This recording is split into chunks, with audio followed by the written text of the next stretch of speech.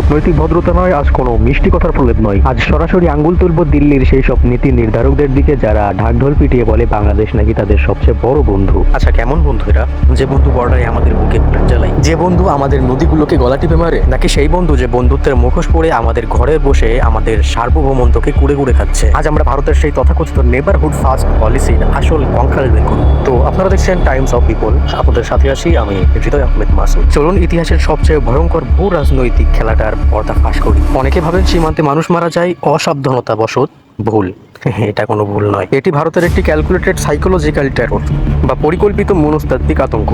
তারা সীমান্তে আমাদের নাগরিকদেরকে পাখির মতো গুলি করে বাংলাদেশকে একটা বার্তা দিতে চায়, তোমাদের জীবন আমাদের কাছে সস্তা, আমাদের বুলেটের সামনে তোমাদের সার্বভৌমত্ব কিচ্ছুই না। পৃথিবীর কোনো সভ্য দেশে বর্ডারে অপরাধীকে সরাসরি গুলি করে মারার নিয়ম নেই, কিন্তু বিএসএফ এর কাছে আন্তর্জাতিক আইনের থোড়াই কেয়ার। তারা জানে বাংলাদেশে যা ঘটুক না কেন দিল্লির তত্ত্বাবধান থেকে হুকুম জারি করলে ঢাকার টেবিলগুলো কেঁপে ওঠে।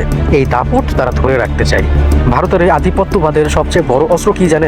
পানি, যাকে আন্তর্জাতিক রাজনীতিতে বলা হয় হাইড্রোলজিক্যাল কম্পেরিয়ালিজম বা পানি সম্পদ নিয়ে সাম্রাজ্যবাদ। 54টি অভিন্ন নদী, আন্তর্জাতিক নিয়ম অনুযায়ী ভাটির দেশ হিসেবে আমাদের এই পানির উপর আইনি অধিকার আছে। কিন্তু ভারত কি করছে? আন্তর্জাতিক সব আইনকে বুড়ো আঙুল দেখিয়ে শুষ্ক মরশুমে গজলডোবা আর ফারাক্কার বাদ দিয়ে উত্তরবঙ্গকে মরুভূমি বানিয়ে দিচ্ছে। আমাদের কৃষক যখন পানির অভাবে হাহাকার করে তখন দিল্লির দাদাবাবুরা এসি রুমে বসে মুচকি হাসে, আর যখন তাদের নিজেদের রাজ্যে বন্যা হয় তখন রাতের আধারে ফারাক্কার বাঁধ খুলে দিয়ে আমাদের লাখ লাখ মানুষকে ভাসিয়ে দেয়। কি এটাই কি বন্ধুত্ব? খেলাটা শুধু বর্ডারে আর নদীতে নয়, খেলাটা আমাদের ঘরের ভেতরে, আমাদের প্রশাসনের রঞ্জে রঞ্জে, ভারতীয় গোয়েন্দা সংস্থা রয়ের জালে দেশে বিছানো আছে। তা আমাদের নীতি নির্ধারণী পর্যায়কে কতটা প্রভাবিত করে সেটা কি আমরা জানি না? আমাদের সংস্কৃতি, আমাদের গণমাধ্যম, আমাদের বাজার, সবকিছুর উপর একচ্ছত্র আধিপত্য কায়েম করার এই যে আগ্রাসন, এর শেষ কোথায়? তারা চায় বাংলাদেশ অর্থনৈতিকভাবে সবসময় তাদের উপর নির্ভর থাকুক। আমরা যেন কখনোই স্বাবলম্বী হয়ে আন্তর্জাতিক মঞ্চে মাথা উঁচু করে দাঁড়াতে না পারি। একটা দেশকে সশরীরে দখল না করেও কিভাবে তার রিমোট কন্ট্রোল নিজের হাতে রাখা যায়। দিল্লি আজ সেই নোংরা খেলাটাই খেলছে। কিন্তু দিল্লির দাদাবাবুদের একটা কথা পরিষ্কার মনে রাখা দরকার, নত শিকারের দিন শেষ হয়ে আসছে। বাংলার মানুষ আর দিল্লির দয়ায় বাঁচতে চায় না। আমরা রক্ত দিয়ে স্বাধীনতা কিনেছি, কারো গোলামি করার জন্য নয়। যদি বর্ডারে একটা বুলেটও চলে, তবে তার জবাব আন্তর্জাতিক আদালতে দিতে হবে।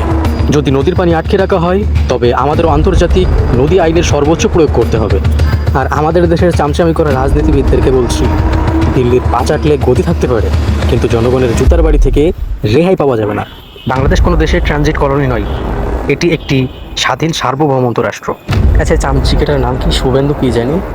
তো দেখ, অতি শীঘ্র এমন একটা দিন আসবে যেদিন ওই ইন্ডিয়ান হিন্দু ভাই বোনেরা তোকে জুতা পিটা করে রাস্তায় ফেলে রাখবে। আর হ্যাঁ, তুই যে এর আগে কুরবানিতে 3 বাটি গরুর মাংস খেয়েছিলি, এই বিষয়টা জানি না আমরা। আর ওই মাঝে মধ্যে যখন বিভেদ সৃষ্টি করতে হয় হিন্দু ও মুসলমানদের মধ্যে, তখন তোদের এই ধর্মের টলক নড়ে ওঠে। সো গাইজ, তো আজকের ভিডিও এই পর্যন্তই। সত্যের সন্ধানে টাইমস অফ পিপল, আপনার স্বার্থে, আমার স্বার্থে, জাতির কল্যাণে।